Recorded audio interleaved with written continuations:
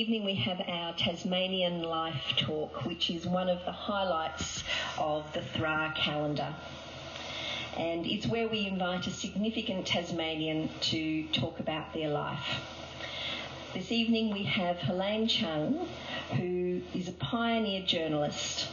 Helene broke racist and sexist barriers in 1974 to become the first non-white reporter on Australian television. And as Beijing correspondent from 1983 to 1986, Helene was the first female posted abroad by the ABC. Extraordinary achievement. I'm not going to say any more about Helene because I'm really looking forward to Helene talking about her own story this evening. So will you please join me in welcoming Helene Chung. Thank you, Carolyn. Thank you, Carolyn.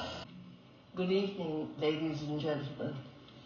It's an honour to be invited to join you at this venerable institution, the Tasmanian Historical Research Association.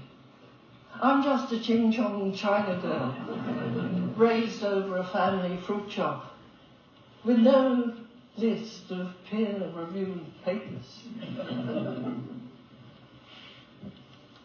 Born Chinese into an overwhelmingly white society, parents like the Montagues and Capulets not on speaking terms, a mother, the only divorcee and nude model among 1,000 parents at school. I was born at Calvary Hospital at 7:30 a.m. on Saturday, 20th of January, 1945, the day of Franklin D. Roosevelt's fourth inauguration as president, to be replaced on death by Truman, who continued the war till Japan's surrender on 2nd of September, 1945, my sister's second birthday.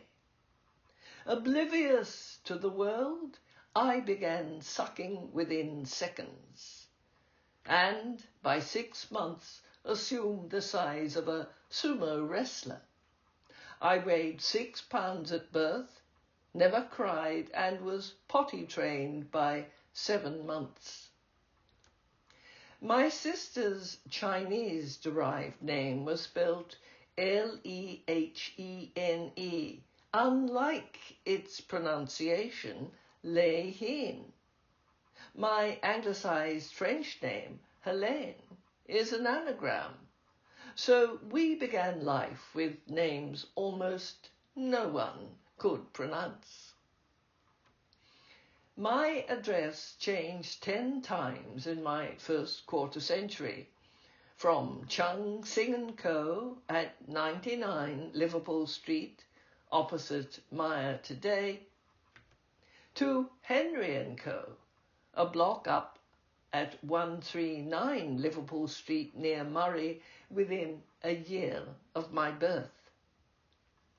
Most of my early childhood passed above this maternal family fruit shop, where I shared an L-shaped room on the 3rd floor with my mother and sister.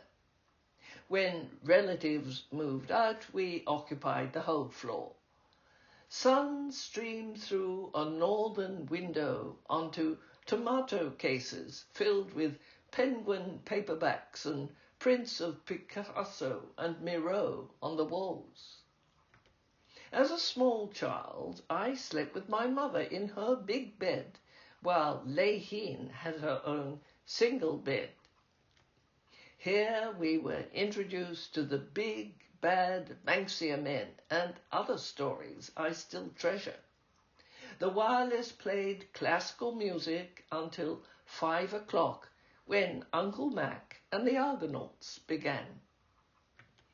While Helene toyed with dolls, I liked cap guns and water pistols and commandeered her Teddy. He survived ear surgery to move into TMAG aged care. and rides my rally. I rarely wore a dress. I was waiting to grow up and go to America to be changed into a boy. Meanwhile, I played an altar boy. We trudged up Harrington Street to St. Mary's College and returned for lunch. Mama grilled us each 2 baby lamb chops, half a grilled tomato, served with vegetables from the pressure cooker and salad. At night we ate Chinese with chopsticks and the extended family of uncles and aunts. My favourites were Uncle Lester's duck and barley soup and his specialty stir-fried pigeon. Uncle Lester's Ming Court is the only family business to survive under new owners. Our mother, Dorothy, wanted more for us than she'd been allowed by her own prejudiced Chinese village-bred mother. Her mother had constantly scolded young Dorothy. No more violin lessons, a waste of money. You're only a girl, only fit to work in a shop. So we enrolled in private art, ballet and piano lessons.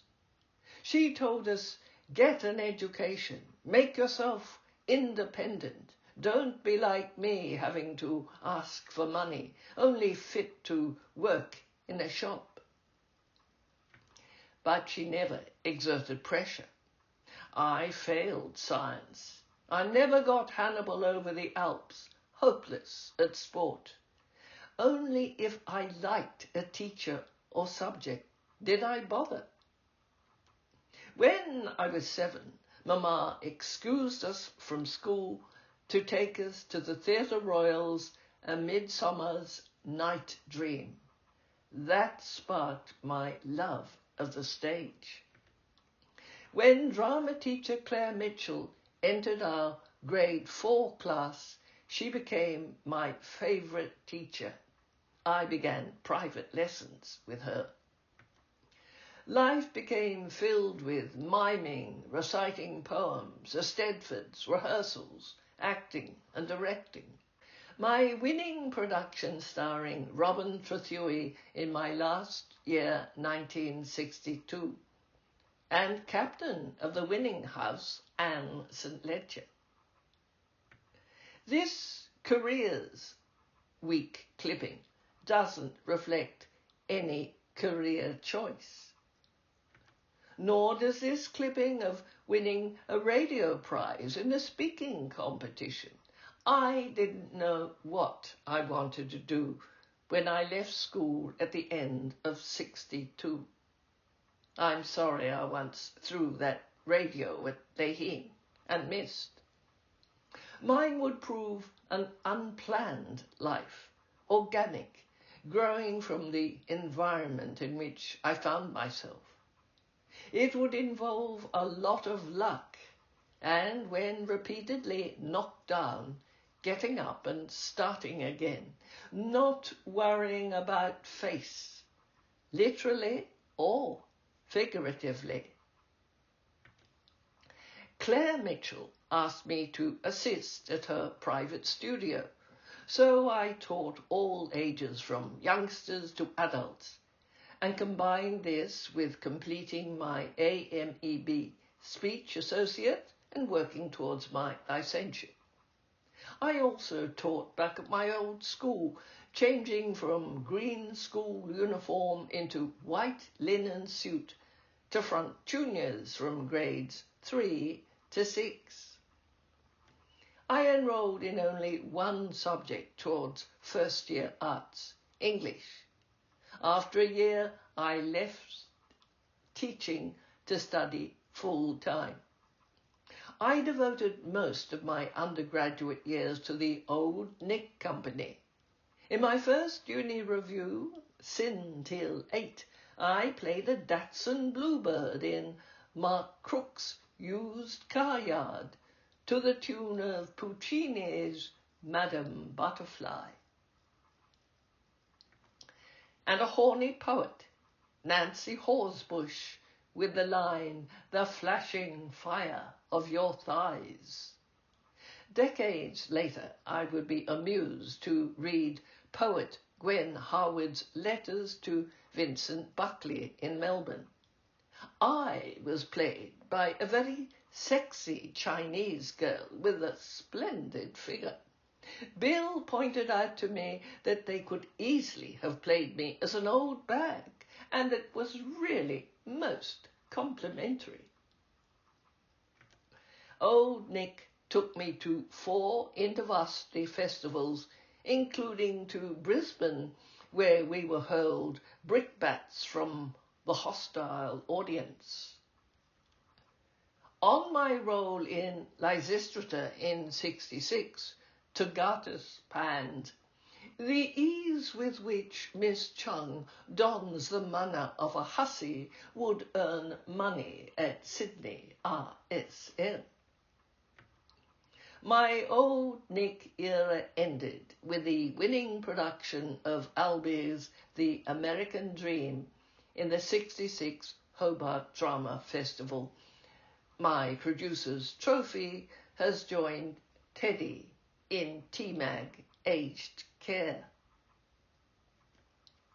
In the summer recess, I enrolled families in Students' World and earned enough to carpet our new home at 3 Lambert Avenue. I broke the state record and was offered a full-time job. Had I accepted, could I have built a lucrative career in sales? This was my first test in life's game of the money or the box. I chose the box and stayed for history honours, having fun with Oscar Wilde, Cloven Man of Sorrow, illustrated with the satirical Punch.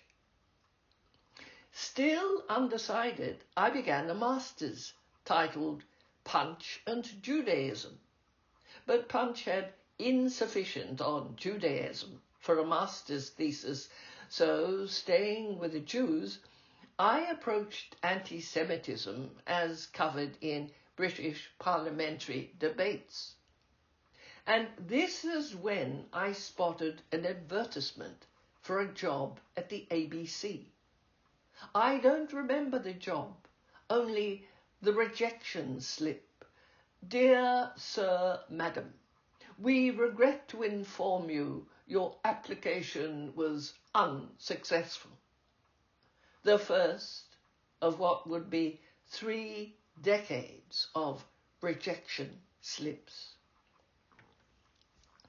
I told no one of my intention to apply, but now mentioned it to my stepfather, Egyptologist Leslie Greener, former founding director of adult education. He was a scriptwriter and actor for the ABC. "Why didn't you tell me? I'll call Arthur." Next morning, I was sipping tea with Arthur Winter, ABC state manager. He sent me to Radio Talks producer David Wilson. David gave me a Mercury clipping on a Sandy Bay butcher's claim to have sighted the extinct Tasmanian tiger, a 2-minute demonstration on how to use a Nagra tape recorder, and sent me off in a taxi. When I heard my first interview on the national radio program AM next morning, a new world dawned. I'd gone to the ABC with no specific goal in mind. Yet within 24 hours, tiger luck had me addicted to the adrenaline of broadcast journalism. Like the stage, it combined the thrill of production and performance, Unlike postgraduate research, it instantly gave a sense of success or failure. Weeks after that October debut, I applied to another advertisement for Talks trainees. And in January '69, a mainland executive landed in Hobart. You're as good as some of the best boys, then warned, but you have to understand that all things being equal, if we have to choose between a boy and a girl, we'd have to choose the boy, because you're going to get married and all that training would be wasted. I nodded in agreement. Although rejected, with no girl appointed, I wasn't out the door. Hobart happened to have a vacancy for a reporter grade 1. As a trainee reject, I suddenly acted at a level above a trainee, though paid the inferior female rate, and so set a pattern in which I not once waltzed through Auntie's front door, but always slipped in through the back. A letter from UTAS reminded me of my scholarship. Reluctantly, I returned to complete my thesis, now titled Parliament, Press and Prejudice, The Jewish Question in Britain, 1890 to 1905. I took myself to cover the 1970 Adelaide Arts Festival. A Radio Australia staffer tipped me off. There's a job going in Melbourne. I called RA from a public telephone booth. The overseas service knew my work. When can you start it? I was thrilled to hear. As soon as I fly home and pack a few things. That weekend, the telephone rang with a most unexpected caller. Cameraman Neil Davis. I'd only met him once, 11 years earlier, when a schoolgirl. He'd given me a lift home in the snow to Longley. By 1970, he filmed for the Singapore-based Viz News, concentrating on the Indo-China War. In talking with Neil in Hobart and Melbourne, my dreams of overseas travel began to take shape, and to include an Asian dimension I'd never considered, while London had beckoned ever since I saw the Monopoly board. By mid-year, I'd booked for London with a Singapore stopover, but was anxious about landing while Neil was away. In a series of letters from Singapore, Saigon and Phnom Penh, he repeatedly assured me, almost without doubt, I'll be in Spore to meet you. But if I'm not, have no fears. There will be somebody there with full instructions what to do. Just don't worry about that. Then Derek Davies, editor of the Far Eastern Economic Review, entered the scene. I'd never heard of this Hong Kong-based weekly. I quickly mugged up and had no problem drawing out this bubbling well of information. Afterwards, he drew me out on my plans. You should come to Hong Kong, he suggested. You could work for my friend, Tim Birch. Soon an aerogram on Her Majesty's service stated, I should be grateful if you would contact this office upon your arrival in Hong Kong. After 2 fascinating months in Singapore, imbibing the smells, tastes and sounds of Chinatown, Malay and Indian cuisine, While filing stories to Australia, I boarded a cargo ship for Hong Kong.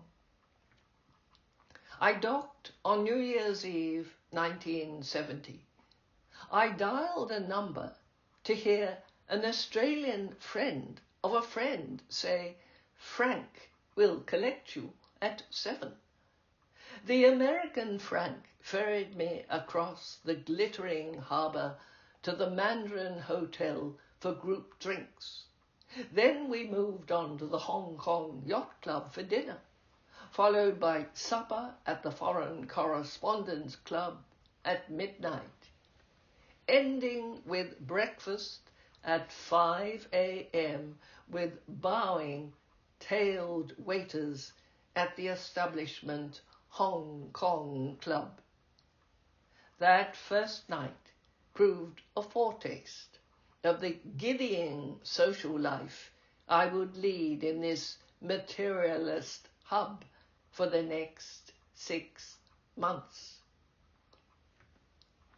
I began a 3, extended to 6 months contract reporting on Radio Hong Kong's AM and PM current affairs programs. Being young and female, I was directed towards fluffy affairs, such as Miss Swinging Hot Pants Hong Kong 1971, tarted up public relations campaigns and handouts and freebies masqueraded as news. By the time the French Consul General's wife pronounced, "I now launch Chanel No. 19, smashed a supersized bottle of the perfume against the bow of the Hilton's Wan Fu and invited us all on deck for a sample and champagne cruise lunch, I felt in danger of growing blasé.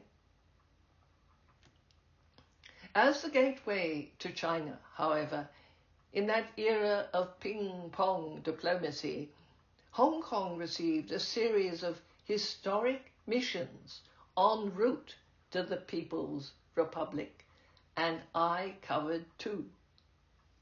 In July, Australian opposition leader Gough Whitlam arrived with his entourage. I interviewed the Australian newspaper's correspondent, Tasmanian Kenneth Randall, and longed to be, like him, aboard Whitlam's train to Canton. Then Canadian opposition leader Robert Stanfield landed. I watched, awed and envious, as each of these delegations descended on the British Crown colony, then disappeared into the mysterious beyond. China never rejected my visa application. Each time I inquired, I was merely told, "The good word has not come from Peking." As my contract neared its end, RHK offered me a permanent expatriate position with all the perks of housing, armour or maid, and other benefits. I sought Neil Davis's advice. "You know me, I like dirty old Asia, but if you want experience, get on that plane to London. Hong Kong is filled with Australian journalists on their way to London. Because everyone drops into Hong Kong, the journalists there think they're living in the centre of the earth. They'll never leave Hong Kong." For the second time, I now rejected money for the unknown value of the box. I flew to London with no illusions, prepared to wash dishes if necessary. Yet I barely arrived before my unexpected initiation on the BBC's external service. My stepfather, Leslie Greener's friend, Bertrand Russell, a BBC editor, had circulated my CV among his colleagues. The African Service considered my Tasmanian origins of such interest to listeners in a continent that embraced Tanzania as to interview me. Then I began to pay my way with my own Ewer tape recorder on which I could both record and edit. ABC Hobart had agreed to 6 15-minute interviews with young Tasmanians, got no hang-ups. Subjects included the youngest son of former Tasmanian Attorney General Paul White, whom I'd met at a school dance. Radio Hong Kong commissioned a series with former colonial dignitaries. Where are they? All names prefaced by Sir. To learn their whereabouts and investigate other possible stories, I went to Hong Kong Government Office. Well, there is something, and if it came off, it would be a scoop, Information Officer Ron Boxall revealed. Although Princess Anne had been on BBC TV's Blue Peter when in Africa, she'd never been on radio. She'd refused every request. Now she was about to embark on her first unaccompanied visit abroad, to Hong Kong as Colonel-in-Chief of the 14th, 20th King's Hussars and President of Save the Children Fund. Boxall undertook to put a case to Buckingham Palace Press Secretary, an Australian. After poring through Anne's file in the BBC clippings library, I stepped out of the cage lift of Buckingham Palace into a hallway the size of a Jane Austen ballroom. The interview, broadcast in Hong Kong, Britain, Australia, and Canada, made headlines that meant when I phoned producers to suggest a story for BBC, Central Office of Information, or British Forces Broadcasting Service, they knew of the Antipodean at the end of the line. By the end of 72, I'd landed in Egypt on a family reunion.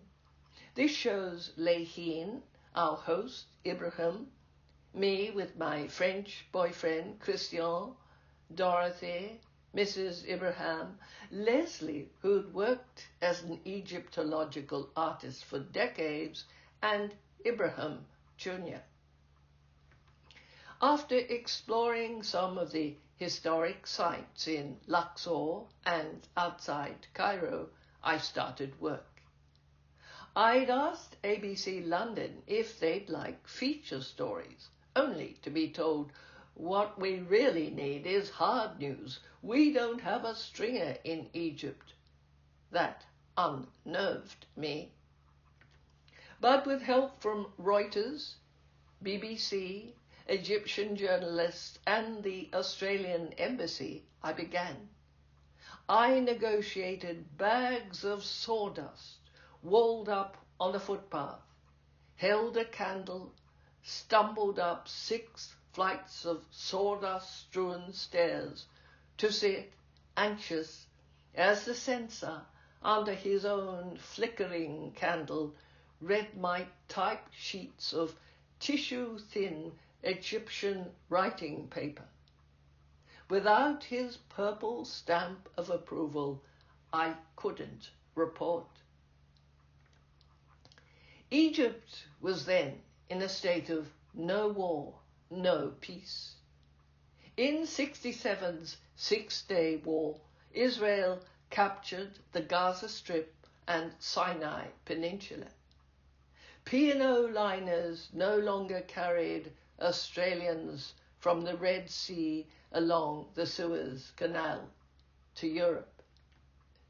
Only under UN military escort could I visit the zone with a small diplomatic and press group. My biggest story was Israel's downing of a Libyan passenger liner carrying Egyptian civilians over Sinai in February 1973. Bodies and mutilated remains, including that of a famous singer, were flown to Egypt. Cairo's Tahrir Square filled with mourners. Ah, poor Salwa died so young. Cries of high-pitched wailing spiraled to the heavens. Students transformed the funeral into a political rally. War, war, Sadat, we want arms. With other reporters, I sailed the Nile to cover UNESCO's attempt to save ancient treasures on Philae Island that were threatened by rising waters. Massive steel-sheeted walls were built to isolate the monuments before their removal to Agilka Island. I'm captured against part of a drowning temple, not knowing I would return decades later to see all the treasures re-grounded. After 3 years abroad, I returned down under to join ABC Sydney on the AM/PM programs, and within a year I had the temerity to apply for a London post that included the Middle East. Flanked by executives, Russell Warner, chair of the assessment panel, sat puffing clouds of smoke from his pipe. How would you, as a female, manage if stranded in the desert in a 10-ton truck? Images of sand stretching into the distance flashed through my mind, as did the gallantry I'd encountered in Egypt. I'd have a better chance than a man because I could ask men to shift the truck. It didn't land me the job. Warner nonetheless gave me a great opportunity. When Tasmanian Tim Bowden left the Sunday Weekly Correspondent's report, Warner appointed me as compere. 3 weeks into this role, I left for Hobart's This Day Tonight, the position sealed by a drink in a double bay pub with a stranger from Tasmania. I apologized to Warner. He bellowed, "What do you mean, TV?" Then cajoled, "I've got big plans for you, girl, big plans. You won't get anywhere on TV, mark my words, but here I'll make something of you." I was grateful, but had to go. With raised fist, he yelled, "Don't you darken my door again." In Hobart, I had to prove myself on screen. One of my first interviewees was a hero of my school days, poet Clive Sansom. Tasmania's supervisor of speech education developed material I used in my classes at St Mary's College in 1963. Now he'd received an Australia Council grant to write his autobiography. I look forward to meeting him again, until my new boss, Brian Taylor, stood over my desk, shaking his fist as though beefing up a footy final. "Get stuck into him, Chung. Why should the taxpayer foot the bill for what Clive Sansom writes? Who's interested in his life? Who would want to read about a poet?" I was stunned. TDT's clout came from its tough, aggressive interviewing. But was this how it worked? Putting the boot into everyone, not just politicians, but artists and men of letters too. When Patrick White won the Nobel Prize for Literature in '73, I'd held out my microphone to catch the jewels that slipped from his lips. I probed as I thought appropriate to elicit the best from White. As I would discover, Hobart's TDT had its own culture of success. The more we played devil's advocate, the more we provoked, the more protests from viewers, the more plaudits we won. I followed the rules. I earned my stripes. Gentle Clive Sansom didn't know what had struck. Under the glare of lights, live on air, I attacked with the speed and ferocity of a pit bull terrier. He turned white with fear. Telephones ran red hot, and Taylor glowed ecstatic. "Good on ya, Chung!" When I arrived home that night, Leslie, a friend of the poet, said, I telephoned Clive to apologize. Hobart also saw my most consequential interview. In April '76, I looked up at the blackboard to see in chalk H.C. John Martin, 4 p.m. He turned out to be the John Martin I'd first seen in James Macaulay's Shakespeare class. The professor introduced us to the sonnet, "Let me not to the marriage of true minds admit impediments."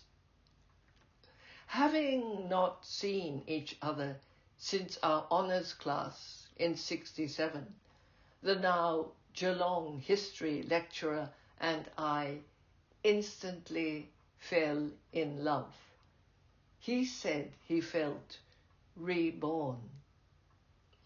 I transferred via ABC Sydney to Melbourne. In my first full year in Victoria, my two big stories happened off camera. The first while chasing the visiting American feminist Sherry Haight, author of the Haight Report on Female Sexuality. My brief was to take a day on the road with Approach and film the celebrity as he whizzed from one location to the next on her Melbourne publicity stint. In the process, we had a head-on collision. From my rear seat, behind the cameraman and the sound recordist, I picked up the speakerphone to producer John Vandenbeld. "I'm sorry, John. I don't think we'll make it tonight. We're stuck in the middle of the intersection of Middleborough Road and the Burwood Highway." Our Falcon was a write-off, and all three of us injured. I suffered from whiplash, from the heavy TV equipment falling onto me in the back seat. This exacerbated the whiplash from a 1961 head-on in my mother's red MG with a 10-ton apple truck on Sandy Bay Road. 3 months later, on Friday, 21st of July, 1978, I found myself in another confrontation. I transferred from radio to television under Alan Martin. His successor, Derek White, inherited me. White planned to replace TDT with Nationwide and scheduled private meetings with all Melbourne staff in the presence of new producer Damien Ryan. I entered the meeting curious and emerged speechless. So humiliated was I couldn't tell anyone. Deemed unfit for television due to my Chinese face, I prepared to slink off to Radio Australia as decreed. At home, I unburdened myself to John. That's outrageous. You can't let him get away with it. You've got to contact the union. But apart from speaking to John and the Australian Journalists Association, I kept my quiet. Next Friday, when buying the morning papers, I saw my face on the front page of Truth. Girl reporter complains, race row at ABC. A reporter on the ABC's This Day Tonight show claims an ABC official told her she has no future in television because of her Asian appearance. Helene Chung, 33, also claims that a high-ranking official told her to stop wearing makeup because it accentuated her narrow eyes. We never learnt how the story made it to Truth, but as John said, it was spot on. Despite my silence, the Australian, Age and Sun ran with it, and I received a stream of letters in support. It took the ABC 6 months to restore peace, while I soldiered on television every night. Eventually, the ABC acknowledged White's comments were of concern, and in making them, he acted against ABC policy. The White plan to banish me disappeared. It never occurred to me to follow today's route of lawyers, guns and money. Channel 010 made me an attractive offer to be co-newsreader. Again, I said no and stuck to the box. In Melbourne, I took every opportunity to cover the arts, and my next move was prompted by visiting London's Great Japan exhibition in winter 1981-82. Determined to see Japan, I prepared myself. I received an Australia-Japan Foundation Journalists Award to study there and applied for the ABC Tokyo position. On leave in January 83, I took an intensive Japanese language course at the ANU. From my professor's office in Canberra, I was interviewed over the phone for the Tokyo role by 4 ABC executives in Sydney. I couldn't have been better prepared, but I was rejected. Nothing new. I'd been rejected for every job I'd applied for, and unlike the national press, in its 50 years of existence, the ABC had never posted a female abroad. Back in Melbourne, producer Damien Ryan suddenly poked his head into my office. They want to send you to Peking. Slap in an application, quick. They being the Sydney bigwigs. So I halved my time in Japan, raced from Tokyo's broadcast world to templed Kyoto, where a madman attacked me and 2 others, from Nagasaki to Hiroshima and Leslie's Japanese Changi prison captor, back to Melbourne, wrote my Japan report, flew to Hobart, Canberra and Sydney, and finally buckled up into my first business class seat. I landed in China not feeling Chinese, but conscious of my heritage.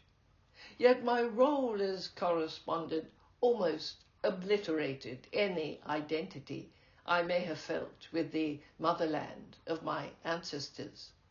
I never felt more Australian and less Chinese than when living in China. I was an alien in the motherland. Housed in a 12th floor apartment in a foreign diplomatic compound just along from Tiananmen Square, I represented a foreign news organization, was classified as a foreigner, and paid top foreigner prices in a 3-tier price system. John was with me for half my 3-year posting, working in the embassy or freelancing. Our cleaner, interpreter and driver, government employees, kept an eye on us and any visitors. The staff had regular ideological sessions with their Communist Party bosses and had to report on us and each other.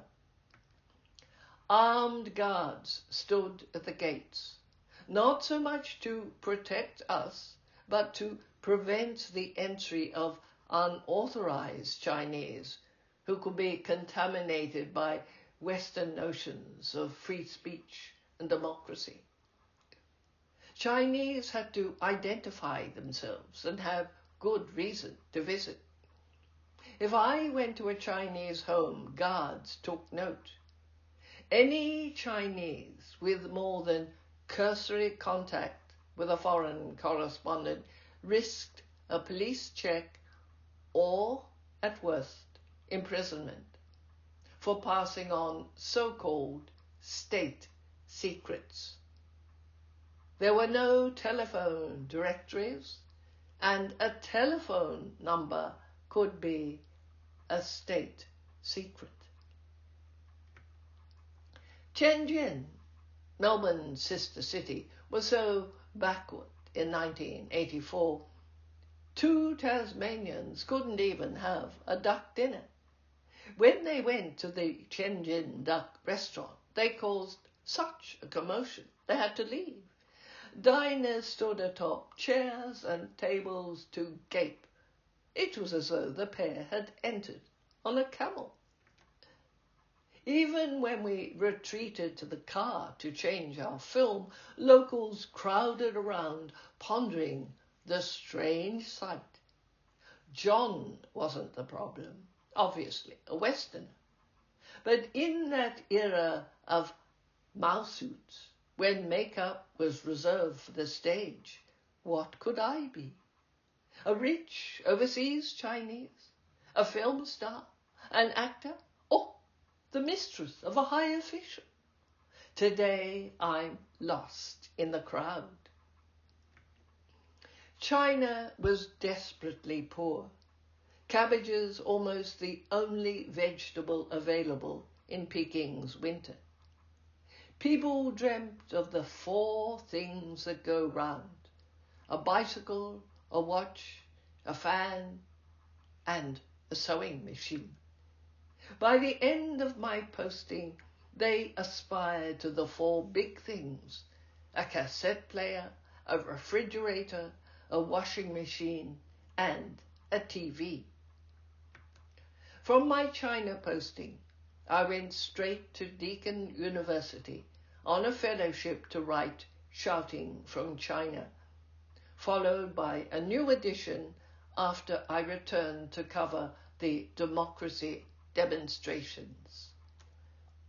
Peaceful demonstrations that culminated in the massacre. Like others, I boycotted China. I didn't return till 2002, long after I'd been group packaged, aged 53, out of the ABC.